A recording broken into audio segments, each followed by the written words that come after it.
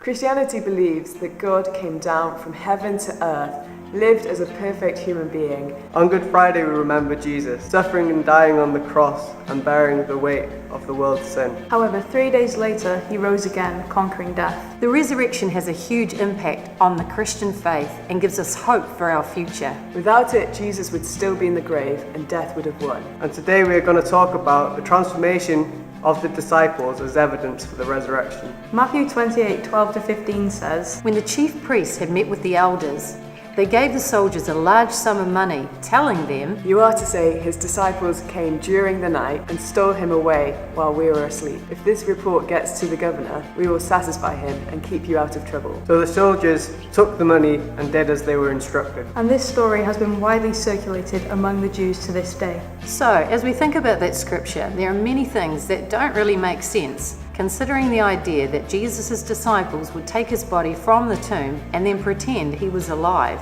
Firstly, we can see in scriptures that the Jews were waiting for a king. Many people thought this king would wield political power, unlike Jesus, who is loving and humble. Therefore, the disciples would have been brought up with a different idea of who the Messiah was going to be. This could have caused the disciples a lot of uncertainty and could have had something to do with Judas ultimately betraying Jesus. So how could these 11 men who rarely understood what Jesus was saying come up with a plot to steal Jesus' body and fool the authorities to thinking he was alive? Even more, all of the disciples, except for John, were killed for their faith. And even John didn't get off lightly.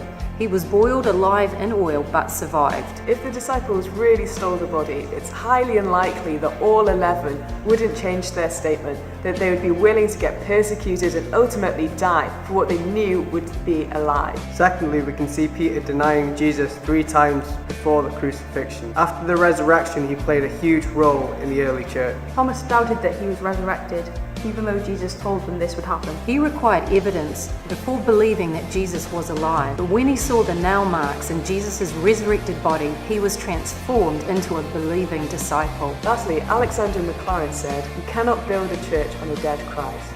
But the early church was incredibly successful. Jesus spent 40 days on earth after the resurrection before ascending to heaven. During that time, he appeared to his disciples and to more than 500 people. Imagine a court case that had more than 500 witnesses. I don't think the jury would have a hard time figuring out that one. I hope that helps you understand the impact the resurrection had on Jesus' disciples. Have a happy Easter!